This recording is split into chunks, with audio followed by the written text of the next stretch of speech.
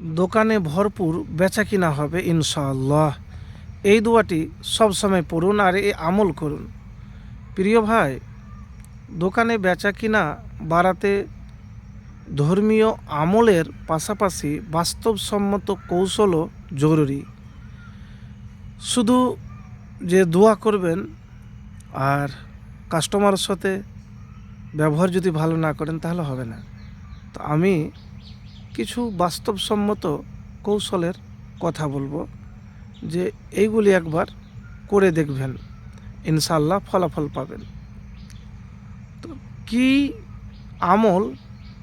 যখন দোকানে বসে থাকবেন ইস্তেগফার পড়বেন, আর এই দোয়াটি পড়বেন, রব্বি ইন্নী লেমা আনজালতা ইলাইয়া মিন খয়রিন ফাকির। আল্লাহর ওপর ভরসা, সাদকা, নামাজ, সত্য কথা বলা, ভালো ব্যবহার, পরিচ্ছন্নতা, ওজনে কম না দেওয়া, গ্রাহককে হাসি মুখে আপ্যায়ন ও উন্নত সেবা দেওয়া, এগুলো বরকত বাড়াতে এবং বিক্রি বৃদ্ধিতে সহায়ক। আমি যে দোয়াটির কথা বলেছি আপনাকে, রব্বি ইন্নী লেমা আনজালতা ইলাইয়া মিন খয়রিন ফাকির, আপনি এটি পাঠ করবেন বেশি। কত পাঠ করবেন? যতটা আপনি পারবেন। দ্বিতীয় যে আমি আমলের কথা বলবো, যে সকল কাজে আল্লাহর উপর তাওয়াক্কুল মানে ভরসা রাখুন।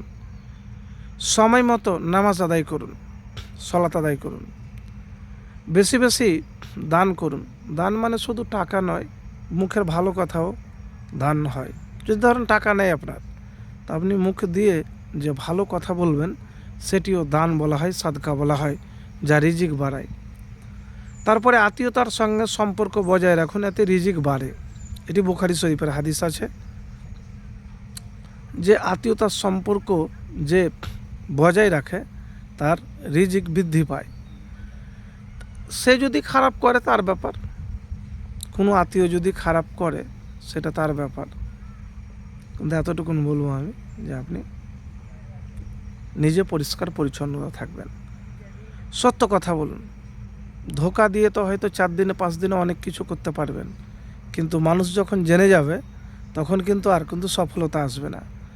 ওজনে কম দিবেন না, মিথ্যা কসম খাওয়া থেকে বিরত থাকুন। মিথ্যা কসম খাবেন না। কসম খেয়ে, মিথ্যা কসম খেয়ে আপনি কোনো জিনিস বিক্রি করবেন না। হাসি মুখে সালাম দিন, নম্র আচরণ করুন, ভালো ব্যবহার দিয়ে গ্রাহককে সন্তুষ্ট করুন।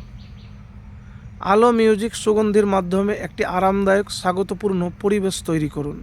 দোকান আপনার ব্যক্তিগত পরিচ্ছন্নতা বজায় রাখুন। সমস্যা সমাধানে এবং গ্রাহককে ফিরিয়ে আনতে দক্ষতা দেখান। মানে আপনাকে কৌশল অবলম্বন করতে হবে, যে কথাটি আপনাকে বলতে চাইছি।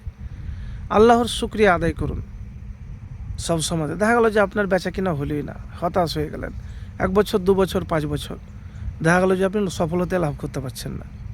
তো হতাশ নিরাশ না হয়ে আল্লাহর কাছে দোয়া করুন, আমল করে দেখুন।